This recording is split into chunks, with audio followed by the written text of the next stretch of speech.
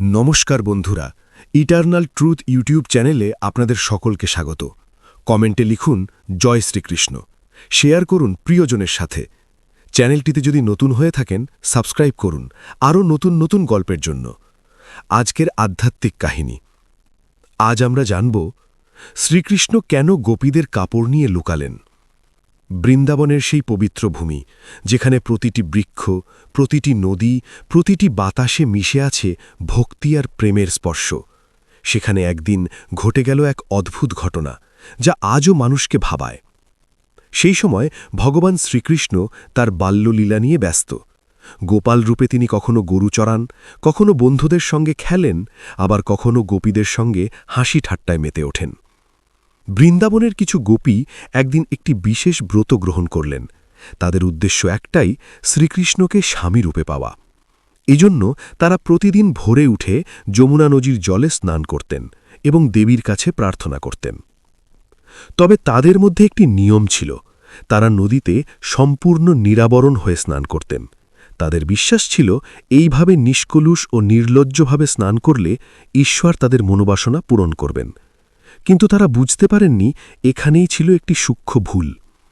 একদিন ভোরে গোপীরা যখন নদীতে স্নান করছেন, তখন হঠাৎ ভগবান শ্রীকৃষ্ণ সেখানে এসে উপস্থিত হলেন। তিনি তাদের সব কাপড় তুলে নিয়ে এক গাছের ডালে বসে পড়লেন।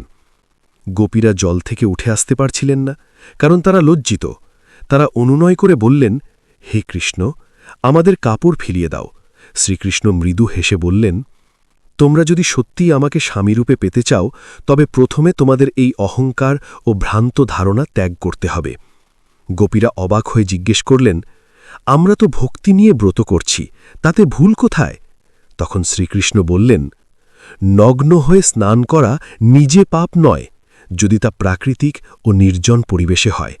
কিন্তু যদি তা লজ্জাহীনতা, অহংকার বা ভুল বিশ্বাস থেকে হয়, তবে তা আধ্যাত্মিকতার পথে বাধা হয়ে দাঁড়ায়।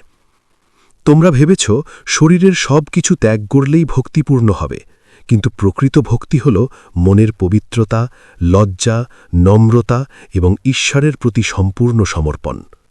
শ্রীকৃষ্ণের কথা শুনে গোপীরা বুঝতে পারলেন তাদের ভুল। তারা মাথা নত করে বললেন, হে প্রভু, আমরা অজ্ঞাতবশত ভুল করেছি, আমাদের ক্ষমা করুন। তখন শ্রীকৃষ্ণ তাদের কাপড় ফিরিয়ে দিয়ে বললেন, তোমরা পবিত্র হৃদয়ে ভক্তি করো। ঈশ্বর কখনো বাহ্যিক কিছু চান না, তিনি চান তোমার হৃদয়ের পবিত্রতা। এই ছিল আজকের আধ্যাত্মিক কাহিনী। আপনাদের এই গল্পটা যদি ভালো লেগে থাকে, লাইক, কমেন্ট, শেয়ার, সাবস্ক্রাইব অবশ্যই করবেন। পুরো গল্পটা শোনার জন্য ধন্যবাদ।